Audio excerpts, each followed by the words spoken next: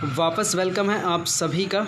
आज हम लोग इडियम के डे 12 मतलब 12वें दिन को आज कवर करेंगे और देखेंगे आज के दिन में हमारे पास कौन कौन से इडियम हैं और कौन कौन से हमारे पेपर में बने हुए हैं।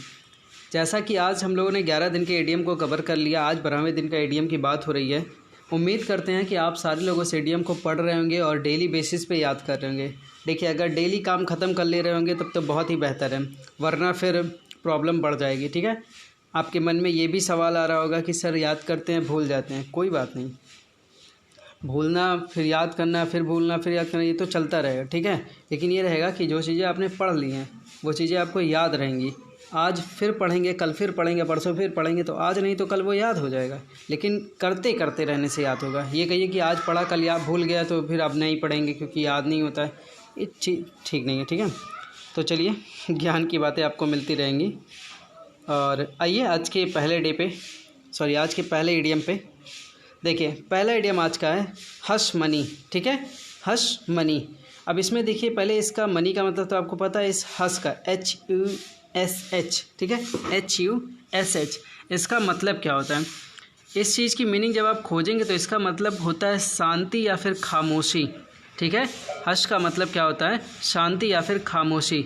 तो कह रहा हश मनी होता है ना, रिश्वत जब लिया जाता है तो बड़ी खामोशी से लिया जाता है, मतलब बहुत छुपा के लिया जाता है, तो वो उसी से रिलेट किया हश मनी को रिश्वत से। ठीक है, और ऑप्शन देखिए, money that is given to keep something secret. ठीक है, कोई चीज़ खामोशी से रखा जाए, फिर कोई ऐसा पैसा दिया जाए जो मतलब खामोशी से रख लिया जाए या रहस्यमय तरीके से रख लिया जाए। ठीक है, उसे बोलते हैं रिश्वत। फिर देखिए आपके पास सेकंड मीनिंग एक और है, फिर हश हश लिखा हुआ है, अब की बार 2 बार लिखा है। ठीक है, हश हश। तो एक देखिए खामोशी या फिर शांति, वो कहीं ना कहीं गुप्त रूप में ही जाके समझ में आता है कि वो सीक्रेट ही होगा। ठीक है, तो हश हश 2 बार टाइप हुआ, तो इसका ऑप्शन देखिए, हिंदी में इसकी मीनिंग गुप्त मिल रही है और इंग्लिश में इसका क्या मिलेगा हमें? Very secret. ठीक है, तो याद रखिएगा, शांति या खामोशी मतलब कि चुप्पे चाप वाला कोई काम है। ठीक है, नेक्स्ट देखिए 113 नंबर मीनिंग। 113 नंबर में आपके पास इडियम है हार्ड चीज़। ठीक है, हार्ड चीज़। हार्ड मतलब आपको पता है कड़ा या कठोर होता है, चीज़ का मतलब वहीं से रिलेट कर लीजिए। ठीक है, जैसे मान लीजिए वो जो हम लोग पनीर खाते हैं ना, चीज़, उसी से रिलेट कर लीजिए इसको। ठीक है, तो हार्ड चीज़ है तो मतलब ऐसा किसी को मुलायम रहता है तो सबको ही खा लेते हैं। ठीक है, अभी मान लीजिए कोई बहुत ही हार्ड मिल गया खाने के लिए तो क्या होगा? बुरा लगेगा या कष्ट भी होगा, परेशानी होगी, बहुत सारी चीज़ें हो सकती हैं। आइए कुछ निगेटिव मीनिंग ही है इसकी। देखिए, हार्ड चीज़ का मतलब होता है दुर्भाग्य। ठीक है, यहाँ से एक्सपेक्ट किए थे कि चलो वहाँ अच्छी चीज़ पनीर वनीर जो भी मतलब अच्छे से खाएंगे और वहाँ आपको कड़े कड़े मिल गए, तो दुर्भाग्य ही है। ठीक है, ऑप्शन देखिए इसका क्या है? Bad luck. ठीक है, आइए नेक्स्ट पे चलते हैं। नेक्स्ट देखिए आपके पास है हैंड टू माउथ।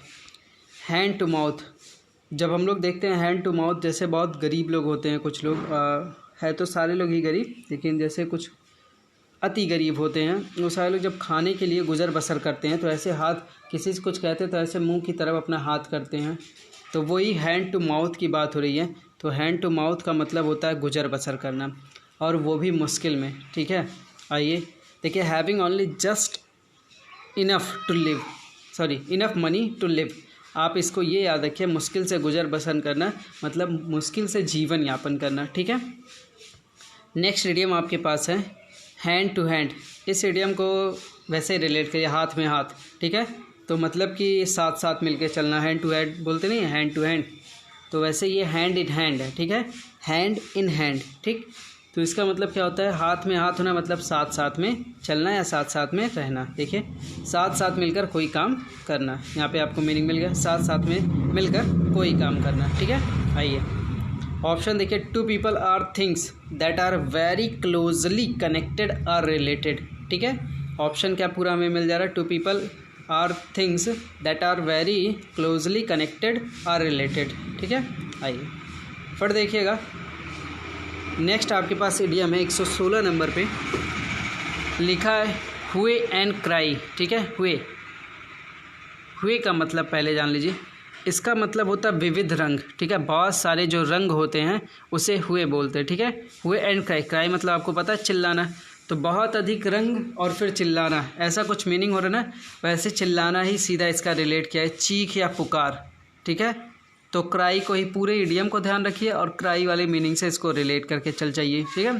चीख या पुकार, ठीक है।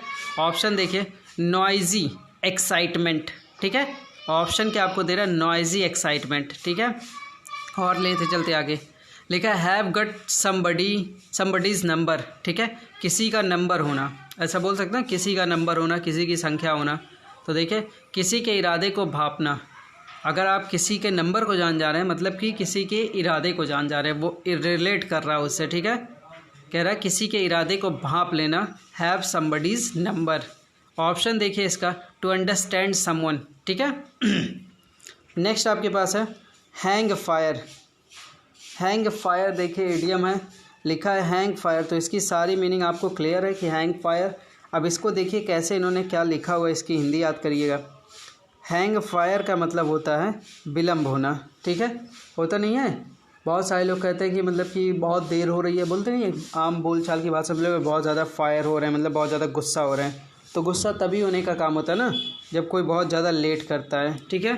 तो हैंग फायर को बोला क्या गया, विलम्ब करना या विलम्ब हो जाना। To delay making a decision, ठीक है। To delay a making a decision, कोई कहे ना फैसला नहीं ले पा रहा, अरे यार अब सारे जो कमेटी के मेंबर है सब हैंग फायर हो रहे हैं, ठीक है। तो ऐसे कुछ रिलेट कर सकते हैं, जैसे अब देर हो रहा है तो इसमें लोग क्या कर रहे हैं, गुस्सा हो रहे हैं। तो हैंग फायर का मतलब आप रिलेट करिए विलम्ब होना, ठीक है। कुछ ना कुछ रिलेट कर लीजिए ताकि ये चीज़ आपको याद रहे, ठीक है। मोस्टली चीज़ें आपको वैसे याद हुई, कुछ चीज़ों को आपको रिलेट करना ही करना पड़ेगा, ठीक है। बाकी 10 देता हूँ डेली तो 10 आराम से याद भी किया जा सकता है। देखिए ऑप्शन चॉइस, तो इसका कुछ मीनिंग तो मिलेगा नहीं, चॉइस का मतलब बस इतना याद रखिएगा, ऑप्शन चॉइस मतलब कोई विकल्प ना होना, या कह सकते हैं कि एक ही विकल्प होना, ठीक है। अब मैंने ऑप्शन दे दिया एक ही, अब आपके पास कोई विकल्प नहीं है कि आप इसको चुनें कि इसको चुनें, इसी को चुनना ही पड़ेगा, वही होता है ऑप्शन चॉइस, मतलब कि कोई भी विकल्प ना होना, नो चॉइस एट ऑल, ठीक है।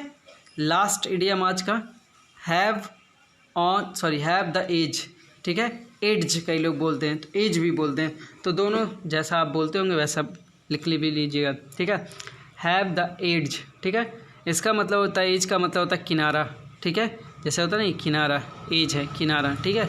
तो अब इसका क्या कह रहा है कि हैव द एज का मतलब होता है फ़ायदा उठाना, ठीक है, फ़ायदा उठाना, टू हैव एन एडवांटेज, ठीक है। तो चलिए आज का इडियम यहीं पे ख़त्म होता है पूरा।